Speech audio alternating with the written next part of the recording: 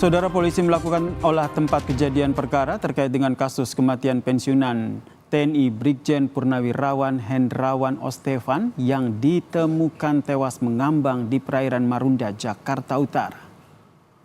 Proses olah TKP ini meliputi pengamatan lokasi mobil milik Hendrawan Ostevan yang tercebur ke laut. Polisi tidak menemukan tanda-tanda kecelakaan lalu lintas dan kendaraan tersebut diduga melaju di dermaga Marunda dengan kecepatan 35 km per jam.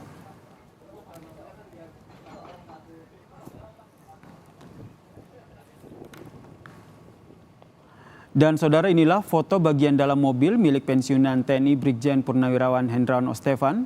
Di bagian dalam interior mobil sudah tidak terlihat rupanya.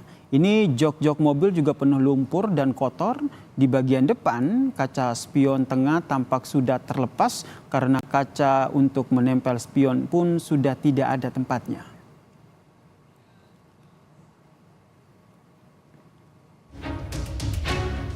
Polisi masih terus mendalami kasus kematian Purnawirawan TNI Brigjen Hendrawan Ostevan yang jenazahnya ditemukan di perairan Marunda, Jakarta Utara. Hendrawan yang merupakan Jenderal Bintang 1 dan pernah bertugas di Badan Intelijen Negara BIN ditemukan tewas mengambang di perairan Marunda pada Jumat 10 Januari lalu. Polisi sudah melakukan visum terhadap jenazah. Hasilnya tak ditemukan tanda luka di tubuh. Dari tim penyelidik tidak ditemukan, ya, sampai dengan saat ini tidak ditemukan adanya luka-luka di tubuh korban. Ya, mohon waktu, nanti akan kami sampaikan lebih rinci ya. Mohon waktu. Sementara itu dulu. Sebelumnya, mobil milik Hendrawan Ostevan ditemukan Sabtu pekan lalu.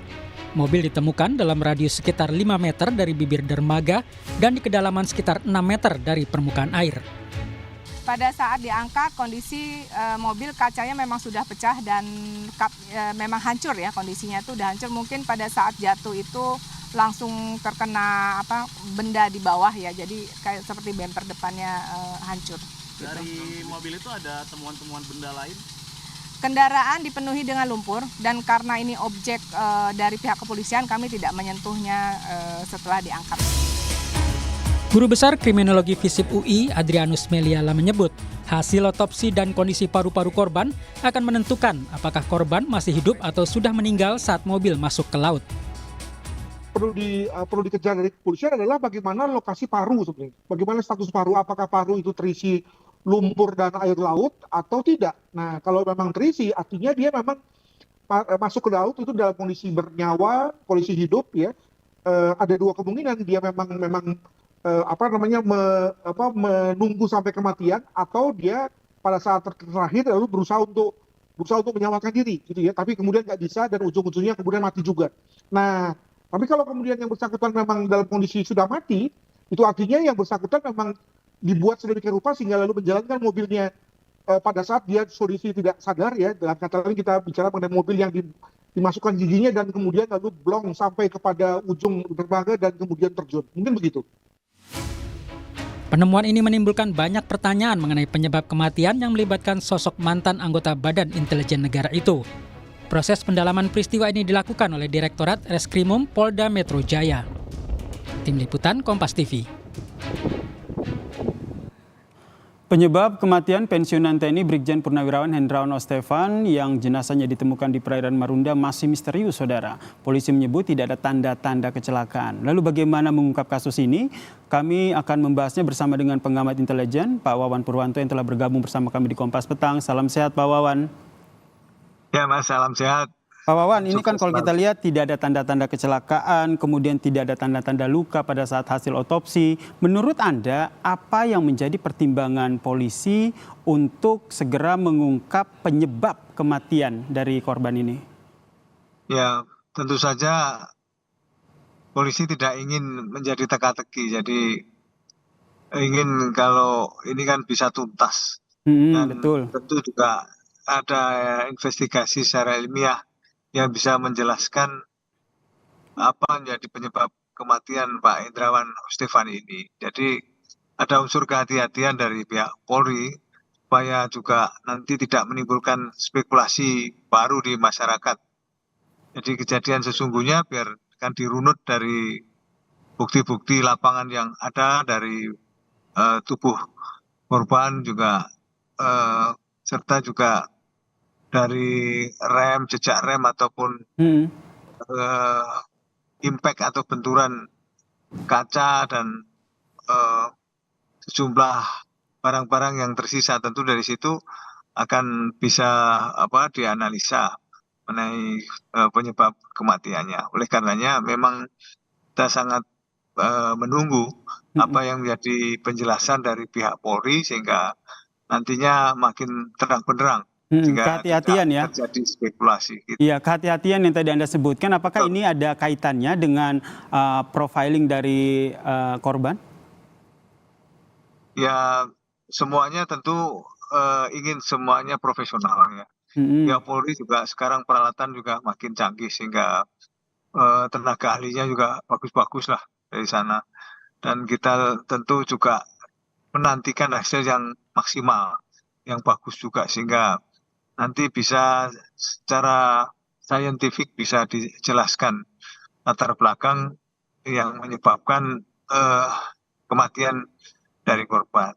Oleh karenanya kita sama-sama lah memberikan kesempatan dan waktu untuk penyidik ini melakukan kinerja terbaiknya. Demikian. Tentu kita masih menunggu hasil penyelidikan dari pihak kepolisian begitu. Namun dari hemat Anda, karena kalau secara awam kalau kita lihat kan sudah ada bukti otopsi, olah TKP juga sudah dilakukan begitu. Butuh apa lagi begitu sehingga benar-benar kasus ini segera diungkap ke publik terkait dengan penyebab kematian. Nah ini kan karena juga menyangkut ketelitian sehingga ada cek, recheck, dan cross check. Dan nantinya pasti akan diumumkan. Setelah betul-betul semuanya nanti bisa dilakukan kajian secara terpadu. Sehingga tidak setengah-setengah atau ada yang tercecer atau bahkan nanti terjadi pengulangan lagi, pembaruan lagi kan tidak enak. Oleh karenanya berita tetap kan disampaikan kepada publik mengenai perkembangan yang ada. Hanya kesimpulan akhir masih menunggu setelah tentu saja semua para ahli itu berkumpul dan menyimpulkan pada satu titik penyebab kematian Pak Hendrawan itu A misalnya. Nah ini yang kita nantikan bersama ya, kerja dari polisi untuk menyelidiki kasus ini. Pak Wawan, informasinya Anda mengenal sosok Brigjen Purnawirawan Hendrawan Ostefan ini ya? Seperti apa sosoknya? Ya saya kenal sudah 20 tahun ya. Ya saya kenal. Dulu setiap hari hampir ya ketemu terus karena dulu satu building gitu ya. Dan kalau pagi itu hanya saya di lantai 3, beliau di lantai 1 sehingga perjumpaan itu ya hari-hari gitu ya. Orangnya baik Mas, orangnya baik, kemudian cerdas, energik dan menghargai orang. Dan juga diskusi hal-hal yang krusial ataupun masalah-masalah yang menyangkut keahliannya. Beliau memang ahli di bidang multi etnik dan hubungan luar negeri. Nah, itu yang sering dibahas ya bersama dengan almarhum gitu. Saat ada interaksi terakhir dengan almarhum? Interaksi terakhir karena beliau sudah lama pensiun ya. Interaksi terakhir paling baik pun, tapi pertemuan saya itu 2 tahun yang lalu intens. Dalam 1 minggu itu saya ketemu 3 kali. Dalam sekali pertemuan itu 2 jam karena ada yang dibahas masalah khusus ya, krusial waktu itu. Dan selebihnya kami baik pun. Dan memang beliau ini kan enak diajak diskusi dan menghargai pendapat orang. Beliau selalu begitu dan tidak pelit ilmu. Beliau tidak pelit ilmu. Ada pengetahuan apa yang selama ini ada di lapangan berdasarkan pengalaman yang ada disampaikan apa adanya. Dan beliau sudah senior lah. Oleh karenanya kita banyak menimba dan menyerap dari pengalaman-pengalaman yang tidak ada di buku. Karena seperti file hidup gitu. Jadi disampaikan itu enak mengalir gitu. Berarti sebelumnya itu sempat intens berkomunikasi ya dengan almarhum. Ini terkait dengan penyelidikan, ini juga saya ingin putarkan keterangan dari Kabid Humas Polda Metro Jaya terkait dengan hasil penyelidikan terakhir. Kita dengarkan dulu ya Pak Wawan. Ya. Diperkirakan kecepatan mobil sesaat sebelum jatuh ke laut adalah 35 km per jam. Hal ini didapatkan dari membandingkan ya antara jarak dan waktu pada video CCTV di TKP. Kemudian hasil yang keempat adalah tidak ditemukan tanda-tanda kecelakaan lalu lintas yang terjadi sebelum mobil jatuh ke laut. Tadi hasil penyelidikan dari pihak kepolisian, menurut Anda Pak Wawan, apa yang menjadi pertimbangan dan yang paling harus diungkap oleh polisi? Ya, dari paru-paru.